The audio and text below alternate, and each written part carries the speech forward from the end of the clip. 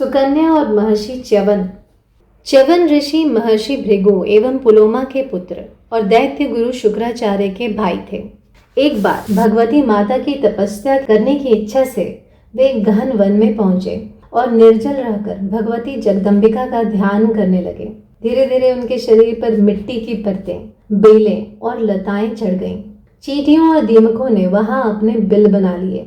फिर शीघ्र ही वे मिट्टी के एक विशाल ढेर के समान प्रतीत होने लगे। उस वन के निकटवर्ती राज्य में राजा शर्याति नाम के एक प्रतापी राजा राज्य करते थे। राजा शर्याति की सुकन्या नाम की एक सुंदर कन्या थी। सुकन्या बड़ी चंचल स्वभाव की बालिका थी। एक बार की बात है, राजा शर्याति अपनी रानियों और पुत्री सुकन्या के साथ उसी वन में भ्रमण के लिए आ निकले जहाँ च्यवन ऋषि समाधिस्थ थे। सरोवर के मनोहारी दृश्य को देखकर राजा शर्याति ने कुछ देर वहीं विश्राम करने का निश्चय किया। सेवकों ने शीघ्र ही सब व्यवस्था कर दी। पिता की आज्ञा लेकर सुकन्या अपनी सखियों के साथ वन में शरारतें करने लगी। इधर उधर घूमते हुए वह च्यवन ऋषि के निकट पहुंच गई। सुकन्या उन्हीं के निकट खेलने लगी। अचानक उसे दो छिद्रों से किरणें सी निकलती दिखाई दी। वह जिज्ञासावश एक नोकदार कांटे से उनके ऊपर की मिट्टी हटाने लगी, लेकिन अनजाने में ही ऐसा करते हुए उसने मुनि के नेत्र फोड़ दिए। भगवान की माया से खेल ही खेल में राजकुमारी से यह अप्रिय घटना हो गई। नेत्र भंग हो जाने से मुनि को असीम कष्ट होने लगा। उनके मुख से पीड़ादायी कराहें निकलने लगी। इन कराहों को सुनकर राजकुमारी भयभीत हो गई और अपनी सखियों के साथ वहां से लौट गई। तब च्यवन ऋषि के शरीर से एक दिव्य तेज निकलने लगा। उस तेज के प्रभाव से उसी क्षण राजा शर्याति सहित सभी रानियों, मंत्रियों, सैनिकों, सेवकों और अन्य लोगों के उदर में भयंकर पीड़ा उत्पन्न हो गई। वे सभी पीड़ा से छटपटाने लगे। राजा शर्याति शीघ्र ही अपने राज्य में लौट आए और राज्य वैद्य से हर संभव इलाज करवाया, लेकिन उनकी बीमारी ठीक नहीं हुई।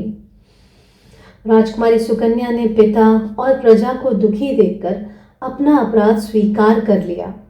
राजा शर्याति तुरंत च्यवन ऋषि के पास पहुंचे और उनकी स्तुति करते हुए दुखी स्वर में बोले, हे दयानिधान, मेरी कन्या ने अनजाने में यह भयंकर पाप कर दिया है।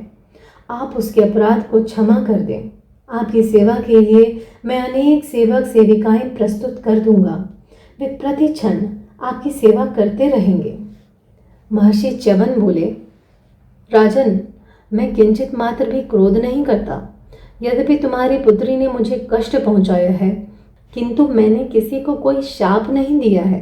तुम्हें जो कष्ट भोगना पड़ रहा है वह इसी पाप कर्म का फल है।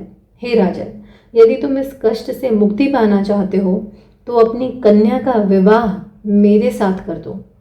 इससे सुकन्या का पाप शांत हो जाएगा और तुम्हारे इस कष्ट का भी अंत हो जाएगा।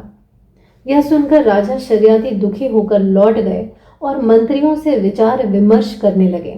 जब सुकन्या को ऋषि च्यवन की इच्छा ज्ञात हुई तो वह पिता से बोली, पिताश्री, आप निसंकोच ऋषिवर के साथ मेरा विवाह कर दें। मैं सदा संतुष्ट होकर उनके साथ रहूंगी। पिताश्री, भोग में मेरी रुचि नहीं है। आप मेरे विषय में निश्चिंत हो जाइए। शर्याति ने बहुत समझाने की कोशिश की, लेकिन सुकन्या अपने निर्णय से विचलित नहीं हुई। हार कर उन्होंने विधि पूर्वक सुकन्या का विवाह कर दिया। इस विवाह के उपरांत सभी लोग उदर की भयंकर व्याधि से मुक्त हो गए। सुकन्या ने अपने सुंदर वस्त्र और आभूषणों का त्याग कर दिया और मृग चर्म धारण करके च्यवन ऋषि की सेवा करने लगी। दिन बीतते रहे। एक दिन की बात है, सूर्य के दोनों पुत्र अश्विनी कुमार च्यवन ऋषि के आश्रम के निकट पधारे। वहां उनकी दृष्टि सुकन्या पर पड़ी। दोनों उसके निकट पहुंचे और आदर पूर्वक उसका परिचय पूछा। सुकन्या ने विनम्रता पूर्वक उन्हें अपना परिचय दिया।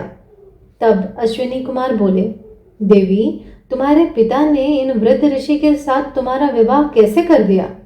तुम जैसी सुंदर युवती तो देवलोक में भी दुर्लभ है। तुम्हें तो दिव्य वस्त्र और आभूषण पहनने चाहिए। ब्रह्मा जी ने तुम्हारे भाग्य में यह क्या लिख दिया कि तुम जैसी सुंदर और मोहित कर देने वाली स्त्री को एक नेत्रहीन ऋषि की पत्नी बना दिया? हे कोमलांगी, तुम इनके योग्य नहीं हो। अश्विनी कुमारों की बात सुनकर सुकन्या क्रुद्ध स्वर में बोली, हे देवों, आपके मुख से ऐसी बातें शोभा नहीं देती। आप शीघ्र यहाँ से चले जाएं, अन्यथा मैं सतीत्व की शक्ति से आप दोनों को भस्म कर दूंगी।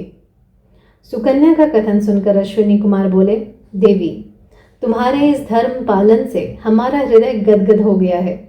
हम देवताओं के वैद्य हैं और तुम्हारे पति को पुनः यौवन प्रदान कर सकते हैं, किंतु जब हम तुम्हारे पति को अपने समान सुंदर स्वरूप वाला बना देंगे, तब तुम्हें हम तीनों में से अपने पति को पहचानना होगा, तभी हमारा वरदान फलीभूत होगा। सुकन्या ने च्यवन ऋषि को अश्विनी कुमार की शर्त के बारे में बताया। वे इसके लिए सहमत हो गए। अश्विनी कुमार उन्हें अपने साथ लेकर निकट स्थित एक सरोवर में प्रविष्ट हो गए। कुछ ही क्षणों के बाद 3 सुंदर युवक उस सरोवर से बाहर निकले। उनकी आकृति में कोई भेद नहीं था। रूप, अवस्था, स्वर और वेशभूषा में तीनों एक समान थे।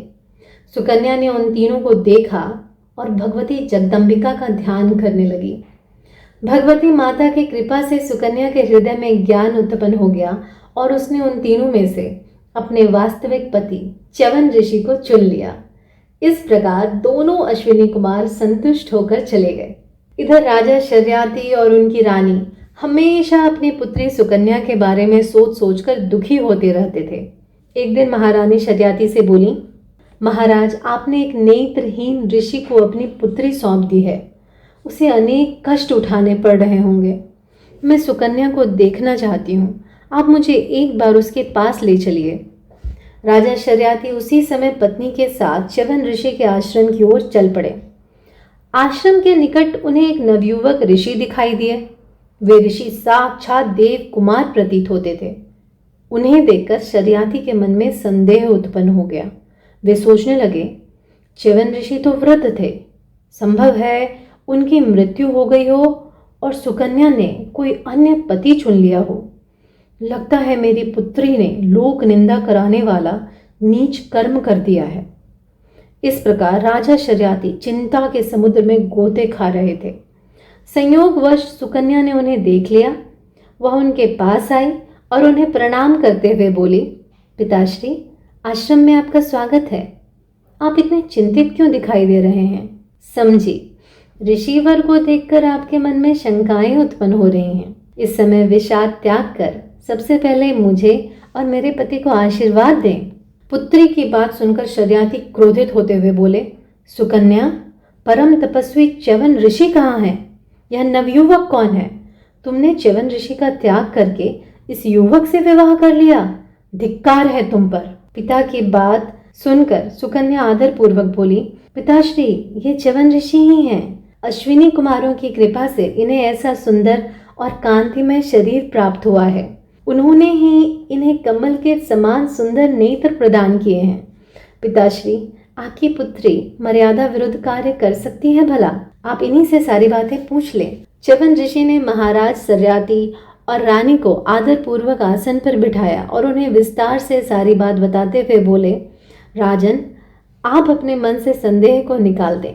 आपकी पुत्री एक श्रेष्ठ पतिव्रता नारी है। उसके विषय में ऐसा सोचना भी पाप है। ऋषि से सुकन्या के सतीत्व और पत्नी धर्म के बारे में जानकर राजा शर्याती और महारानी अत्यंत हर्षित हुए। उन्होंने सुकन्या को प्रेम पूर्वक सीने से लगा लिया।